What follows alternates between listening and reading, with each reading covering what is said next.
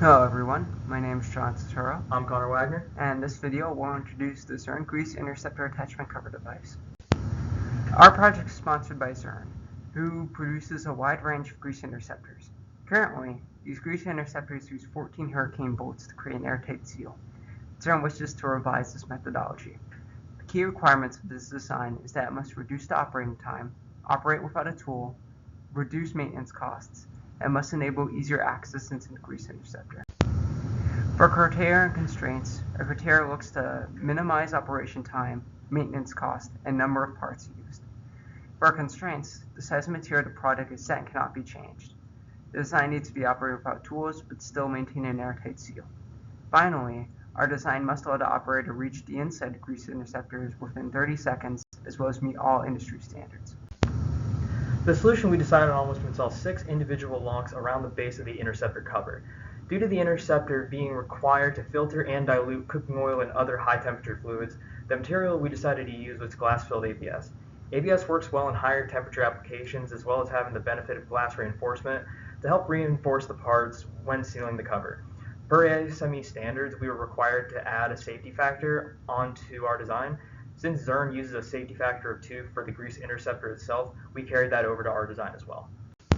Looking at the design of the assembly, the blue components are custom designed parts that are to be either plastic injection molded or 3D printed. The gray pieces are standard parts that can be bought from a vendor, for example McMaster-Carr or Grainger. These consist of a 1/2 by 13 UNC bolt, as well as a lock nut to hold the assembly together. As John previously mentioned, the design is to be airtight. The 2 black components are O-rings to provide the airtight seal, preventing any gases from escaping. Taking a brief look into the overall assembly, the parts are to be installed directly onto the cover at Zurn. Due to the design's modularity, the parts are easily replaceable on site as well.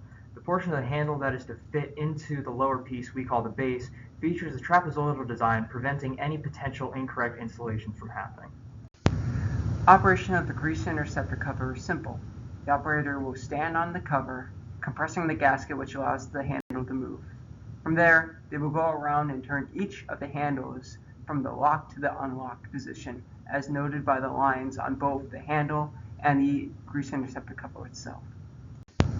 Finally, the operator could step off the cover and then lift it up using the 2 grooves on each side. This whole operation could be performed in an estimated 20 seconds.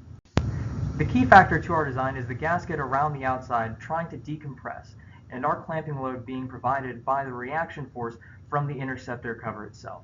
When the base takes on the load of that gasket, the flange will want to deflect. If the deflection is too big, then the cover won't seal properly. Running a simulation in an FEA software, we could learn that the design will flex a little over 1/1000th of an inch, which will be fine for the overall design. We also looked into the potential stresses that the part will experience in its life cycle to ensure it can withstand the forces that will be applied to it. Due to all the weight being placed on the flat portion of the flange, the majority of the load will be seen on the bottom due to the part flange wanting to bend. The flange itself is in the shape of a right triangle, with the base of the right triangle being against the shaft and the applied load sitting on the flat surface along the top. The maximum load will be experienced along the edge on the bottom, as seen by the flag labeled minimum. The higher load at the bottom is due to the shape of the flange itself. When loads are applied, the angle at the edge mimics a support beam, adding stiffness and, as a result, taking on the majority of the load itself. The negative result, as seen in our legend on the left, is due to the edge itself being incompressed. Using our ANSYS value of negative 1,439 psi, we can compare it to our hand calculations. This led us to a value of negative 1,646.88 psi, a 13.47% difference from each other. However, our calculations are not able to factor in the fillets in our design or the stiffness added from the cross-section, which explains the relatively high percent difference.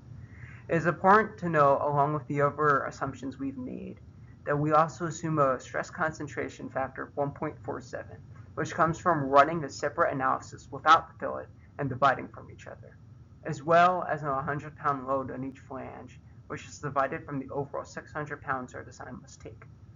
This analysis allows us to comfortably say that our design will be able to take all the forces it needs to ensure proper operation over long periods of time.